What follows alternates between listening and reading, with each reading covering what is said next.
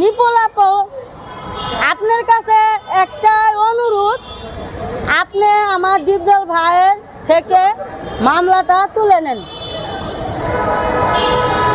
তো আপনার কাছে একটা অনুরোধ, আমি তার 5 বছরের ভক্ত, আমি আজ পর্যন্ত তার কোনো খারাপ কিছু দেখি নাই।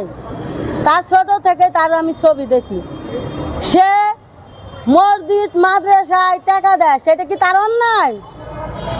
সে ইজতেমা আসলে 100 থেকে 150টা বাস গাড়ি দেয়, সেটা কি অন্যায়? সেই 2টা বছর করোনা গেল, অনেক মানুষ না খায় রয়েছে। ডিপজল ভাই গাড়ি দিয়ে চাউল ডাউল আলু এগুলা দিয়ে গেছে, সেটা কি তার অন্যায়? 10 জনের সামনে সে থাকে, সেটা কি তার অন্যায়? একটা শিল্পী সমিতি, সে যদি সন্তান করে ভালোবাসা সে ছায়া দিতে পারে, সেটা কি তার